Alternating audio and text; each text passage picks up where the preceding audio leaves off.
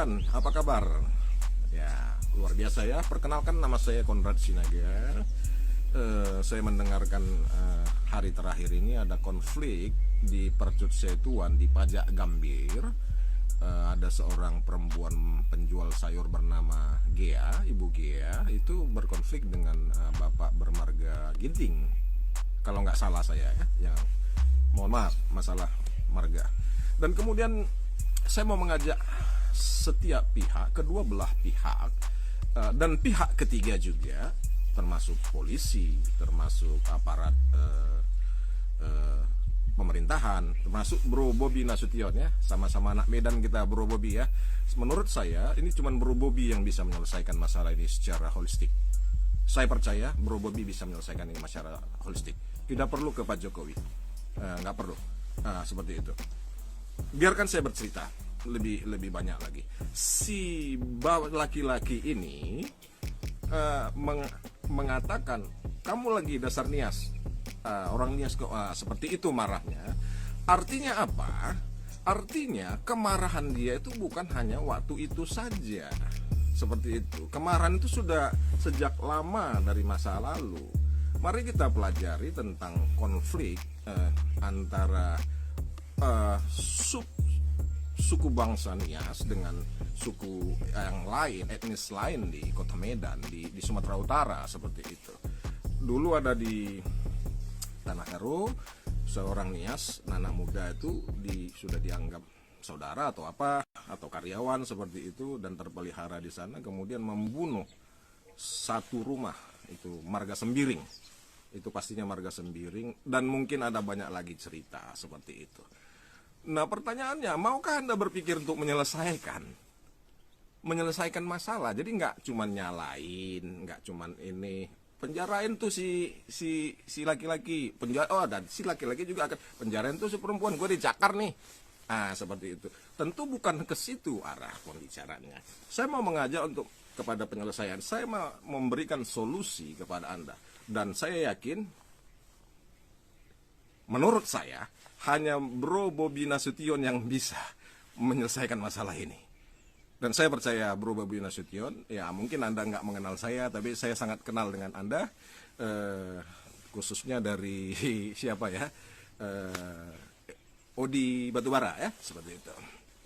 Odi Batubara, camat Medan Timur tuh sangat kenal dengan saya sering briefing dengan beliau, seperti itu. Nah, saya mau menawarkan sebuah solusi yang saya yakin bisa menyelesaikan masalah ini, khususnya lewat Bro Bobi. Jadi begini, kelakuan orang Nias ini banyak dibicarakan di belakang-belakang orang, di belakang-belakang gosip-gosip di belakang, seperti itu ya, di belakang-belakang. Nah, saya membicarakannya di depan, seperti itu.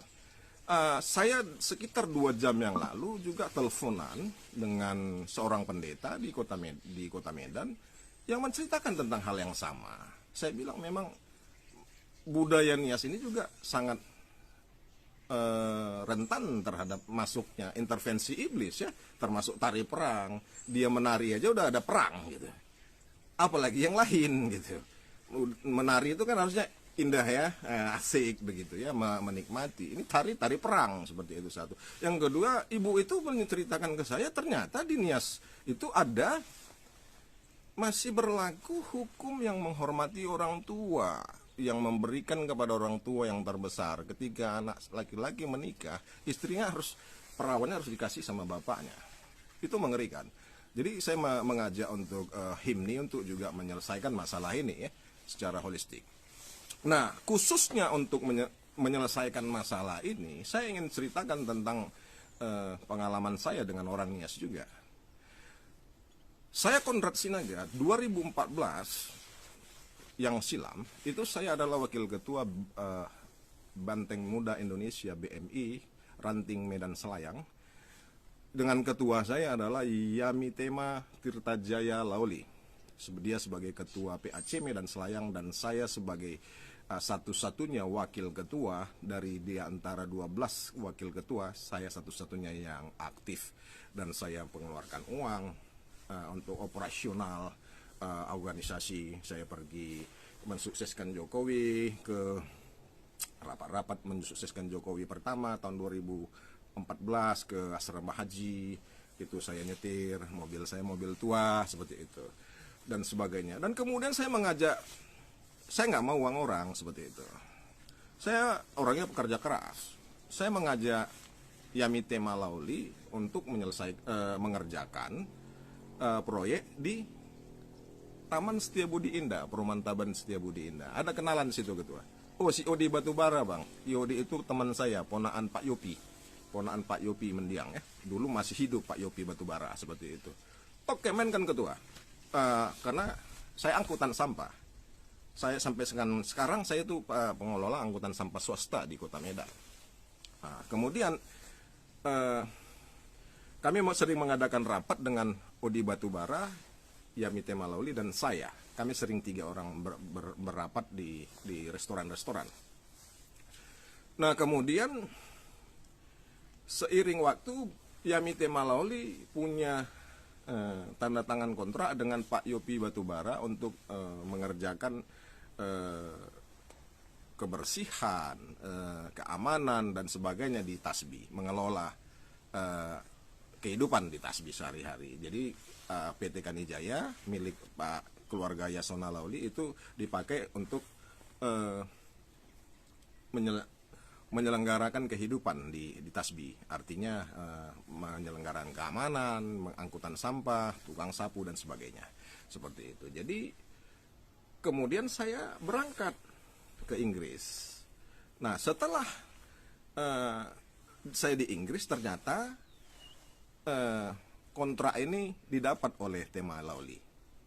3 minggu saya di Inggris ini, saya kembali ke Medan untuk mengelola angkutan sampah swasta dan akhirnya kami menandatangani, saya dan Yamite Malauli menandatangani kontrak 5 tahun, ya 5 tahun. Jadi saya CP Solusi, Yamite Malauli dari PT Kanijaya menandatangani kontrak 5 tahun untuk saya mengangkat sampah di Perumahan Tasbi atas nama Kanijaya Santosa, seperti itu. Nah setelah 1 tahun Yamite Malauli malah membuang saya, memboikot, dia membajak anggota saya karena dia menginginkan keuntungan saya gitu. Saya pulang dari Inggris, saya rekrut orang-orang yang cocok, saya rekrut, saya kreditkan mobil. Ada kredit mobil ya, seperti itu, dan kredit mobil angkutan sampah swasta L300, begitu. Tapi setelah semua sudah settle, sudah semua berjalan dengan baik, kemudian 1 tahun lebih kurang, itu Yamite Malauli membajak mereka. Yamite Malauli menyuruh manajernya waktu itu, lupa saya namanya, orang Tionghoa ya, untuk memanggil anggota saya untuk menandatangani kontrak per bulan dan itu pun sepihak. Jadi anggota saya dibajak, tidak lagi bekerja untuk saya, sehingga saya terbuang dan kerugian saya sampai total minimal 1,4 miliar rupiah tanpa saya bisa bergerak apapun. Karena saya tahu bapaknya adalah seorang Menteri Hukum dan HAM Republik Indonesia. Dan juga saya selain nggak punya kekuatan kuasa, saya juga nggak punya uang untuk punya waktu juga untuk dan saya juga tidak mengerti untuk menuntut beliau seperti itu. Jadi saya hanya berharap pada Tuhan dan kemudian saya mencoba kepada hukum sosial, saya mencoba ke Yasona Loli. Bapak Yasona Loli saya tulis di Facebooknya untuk membicarakan kerugian saya, tapi malah Yasona Loli marah-marah ke saya, seperti itu ya, marah-marah ke saya dan kemudian malah Yamite Malauli melaporkan saya ke unit cybercrime Polda Metro Jaya dan polisi datang ke Kota Medan untuk menjemput saya, padahal saya ada di Inggris. Seperti itu, mereka punya kuasa seperti itu. Nah, jadi bagaimana hubungannya dengan solusi kasus pajak Gambir? Seperti ini Pak Bobi Nasution. Untuk ini harus dilakukan win-win solution. Pak Bobi Nasution bisa mengatakan kepada Yamite Malauli untuk berdamai dengan saya. Berdamai dengan saya, menyelesaikan permasalahan dengan saya, membayar ganti untung dengan saya. Karena saya dengar juga pihak Ibu Nur Halimah itu sudah mencoba untuk berdamai dengan Ibu Gea, tapi Ibu Gea minta 100 juta. Perdamaian 100 juta ya kalau nggak salah, seperti itu. Nah 100 juta itu saya bisa bayar supaya selesai masalah seperti itu. Dan saya akan membuat rekonsiliasi yang besar-besaran. Saya bisa kita bisa bikin pesta seperti itu, rekonsiliasi dalam hal ini. Dan saya juga berjanji jika Yamite Malauli menyelesaikan perdamaian dengan saya juga Ibu Nur Halimah yang mengeluh anaknya sekolah itu uang sekolahnya, saya 1 tahun saya tanggung biaya sekolah Ibu Nur Halimah. Ada 2 orang saya nggak salah itu Ibu Nur Halimah, di laki-laki dan perempuan seperti itu. Jadi saya siap 1 tahun tanggung biaya uang sekolah anak ibu seperti itu. Nah jadi keputusan di tangan Bro Bobi Nasution, karena saya tahu Bro Bobi Nasution itu pendukungnya salah satu adalah Tema Lauli, Yamite Malauli seperti itu. Dan tentu Pak Bobi Nasution juga itu harusnya bergerak menyelesaikan ini, jangan sampai nanti citranya buruk karena pendukungnya adalah orang-orang yang berkelakuan buruk dinilai di mata masyarakat. Jadi saya datang untuk membawa kedamaian, membawa solusi bagi permasalahan yang pelik ini, karena ini bukan masalah yang hanya 1 hari, tidak. Ini masalahnya sudah berlarut-larut, supaya diselesaikan. Dan saya juga mengajak HIMNI, himpunan organisasi HIMNI, untuk berbuat mengamankan masyarakatnya sendiri seperti itu, dengan cara meninggikan kebenaran bahwasanya ya ketika anggota HIMNI bersalah ya tentu harusnya ditegur juga. Jangan hanya ketika orang lain bersalah dia coba tampil sebagai singa seperti itu. Tidak, kita harus berusaha juga untuk meninggikan kebenaran bahwasanya ketika anggota kita bersalah, termasuk mungkin Yasona Lauli ya, nggak peduli karena dia harus taat pada hukum ini, hukum sosial seperti itu. Nah begitu. Jadi nggak kita belajar ngomong di belakang-belakang lagi seperti itu. Jadi saya membawa solusi. Saya menunggu konfirmasinya Pak Bobi Nasution dan Ibu Nur Halimah dan teman-teman dan juga Ibu Gea juga boleh mendesak Yamite Malauli untuk menyelesaikan ini. Bahkan bisa mendesak Yasona Lauli untuk mendesak anaknya menyelesaikan masalahnya dengan saya, supaya saya bisa bantu kalian untuk berdamai. Nah, 100 juta saya berikan kepada Ibu Gea untuk ya katakanlah untuk mengobati luka-luka di hatinya, luka-luka jiwa. 100 juta itu bisa mengobati.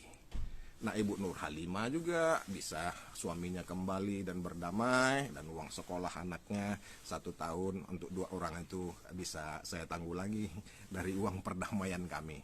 Demikian yang bisa saya bantu untuk kemajuan Kota Medan dari Inggris Raya, dari benua Eropa.